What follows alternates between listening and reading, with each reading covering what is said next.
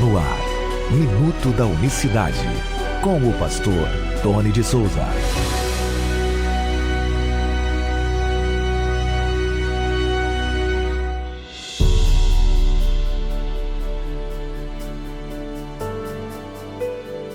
Olá, queridos, graça e paz da parte do nosso grande Deus e Salvador, Jesus Cristo. Seja bem-vindo a mais um estudo aqui do Minuto da Unicidade, nesta quinta-feira. Hoje é 30 de julho de 2020. Até aqui nos ajudou o Senhor Jesus. Estamos falando nesta semana, começamos ontem a falar, a mostrar pelas Escrituras que o Senhor Jesus é o próprio Deus do Antigo Testamento. Na verdade, existem inúmeros relatos comprovando que Jesus é o Cristo. E ele mesmo citou vários testemunhos, vários relatos deste, mas os religiosos não entenderam. Os religiosos não aceitaram. Por isso vai dizer João, veio para o que era seu e os seus não receberam.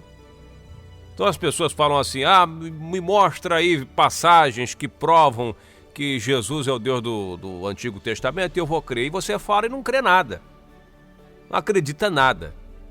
Por quê? Porque estão, o que o apóstolo Paulo fala, ninguém diz que Jesus é o Senhor, a não ser pelo Espírito. Então me prova aí um versículo, você prova para a pessoa.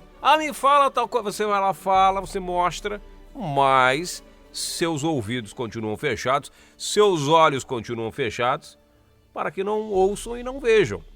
Essa é que é a grande realidade. Por exemplo, eu disse que tem muitas passagens que provam que Jesus é o próprio Deus do Antigo Testamento. Eu vou citar uma aqui, que talvez você vai ouvir, quem crê na Trindade, ou quem crê que são dois, na dualidade, a gente chama de dualidade, vai dizer, vai falar, não, isso aí não é assim. Mas veja bem, está lá em Zacarias capítulo 12, no verso 10, diz assim, mas derramarei sobre toda a família de Davi e sobre todos os habitantes de Jerusalém um espírito de ação de graças e oração, e súplicas, Eis que eles olharão para a minha pessoa, a quem eles mesmos transpassaram, e prantearão e se lamentarão por ele, como quem chora a perda de um único filho, e verterão lágrimas de enorme amargura por ele, como quem chora a morte do primogênito. Já diz tudo aqui. Aqui Jeová está falando tudo. O Deus do Antigo Testamento falou, vão olhar para mim como se olha, como comparação, como quem chora a perda de um único filho. Ele usa os exemplos, de quem perde um filho único, imagina. Então ele está usando as comparações para relatar tamanha choro e pranto. Foi o que aconteceu. Porque quem vivenciou os milagres do Senhor Jesus, quem foi curado por ele, imagina quem, meu amado irmão, aquela mulher do fluxo de sangue, por exemplo, vendo lá na cruz aquele que um dia só tocou no manto dele e foi curado. Imagina, Lázaro que foi ressuscitado, a viúva de Naim, com seu filho lá, vendo aquela situação. As pessoas realmente não entenderam o mistério ali. Muitos não entenderam como que ele nos curou, como que ele, hoje, o nosso Senhor, está desta maneira. E choraram o nosso Senhor, o que fizeram com o nosso Senhor, o que fizeram com o nosso Deus para ele estar nessa condição. O que foi preciso, com certeza muitos não compreenderam. Os próprios discípulos não entenderam nada. Poxa, ele calou tempestade, acalmou tempestade, furacões, o gadareno lá cheio de demônio, com legiões de demônio no quengo, ele expulsou aquele com muita autoridade, com muito poder, fez coisas que nenhum homem já ousou fazer na face da terra, e no entanto ele está ali na cruz, está ali agora, perdendo a sua vida. Muitos que foram agraciados por ele realmente prantearam. Muitos que tiveram realmente o próprio João, que deitava, reclinava-se no seu ombro, no seu peito lá, que o amava muitíssimo. Ele não devia ter entendido muito bem ali, naquele momento, aquela situação. Você me entende? O choro foi dessas pessoas. Uma mistura de perda com preocupação também, porque poderia acontecer com qualquer um deles. E aí você vai entender, de repente, porque Pedro negou, né? Talvez por medo, por uma situação muito complicada. E aí aqui diz o profeta lá em Zacarias 12:10, eu vou derramar sobre a família de Davi, ele não é filho de Davi? Sobre a família de Davi e sobre todos os habitantes de Jerusalém um espírito de ação de graças e oração. E olharão para a minha pessoa, a quem eles mesmos transpassaram.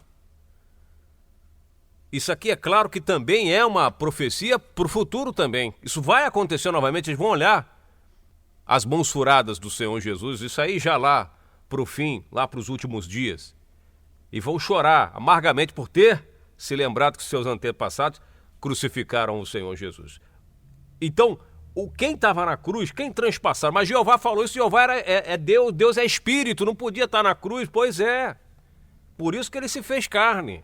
É por isso que ele foi manifestado em carne. É por isso que ele tomou a forma humana. É por isso que ele se fez homem. Um filho se nos deu. É por isso. Para poder ser transpassado. Você não vai furar um espírito. Você não vai derramar sangue de um espírito. Cristo veio em carne e osso. Esteve aqui. Isso é bíblico, isso é fato, não tem como negar. Aparecem uns malucos aí na internet dizendo que eu nego isso. É um doido que não entende nada. Para me acusar negar que o Cristo se fez carne, que se fez homem, que andou entre nós, que comeu, bebeu, que morreu na cruz. É um maluco. Uma acusação de quem não tem capacidade teológica para sustentar a sua doutrina, a sua tese, para defender a heresia que prega a vida inteira. Mas, para concluir aqui, vamos ouvir a confirmação desse episódio que Jeová fala que vai acontecer. Vamos ouvir aqui um discípulo do Senhor falando. Leia aí, ele mesmo falando. João, Evangelho, capítulo 19, vamos ler aqui do verso 35, diz assim: e aquele a que isso presenciou, disso deu testemunho, e o seu depoimento é verdadeiro, pois ele está consciente de que está relatando a verdade, para que também vós creais.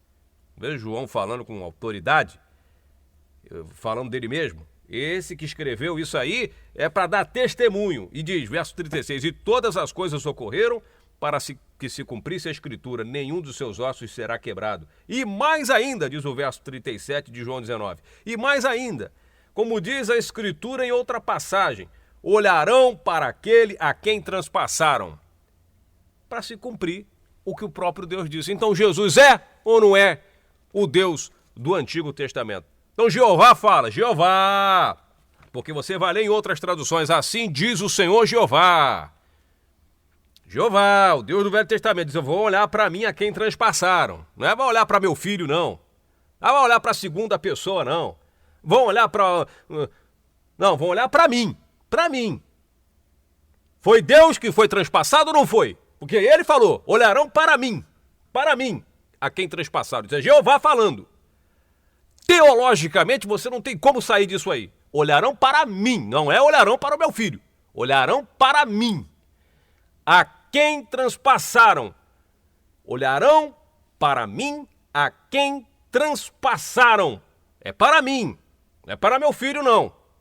Aliás, muitos unicistas têm que ler e entender isso. Olharão para mim, a quem transpassaram. E João fala, para que se cumprisse o que foi dito pelo profeta. Olharão para mim, a quem transpassaram. Então, a quem eles estavam olhando, lá na cruz do Calvário, sendo transpassados. Estavam olhando para quem? Para quem? Pergunta para Isaías. Pergunta para João. Pergunta para João. Pergunta para Isaías. É a melhor coisa que você pode fazer. Amanhã nós voltaremos com a continuação desta palavra preciosa. Que Deus abençoe a todos de maneira rica e abundante.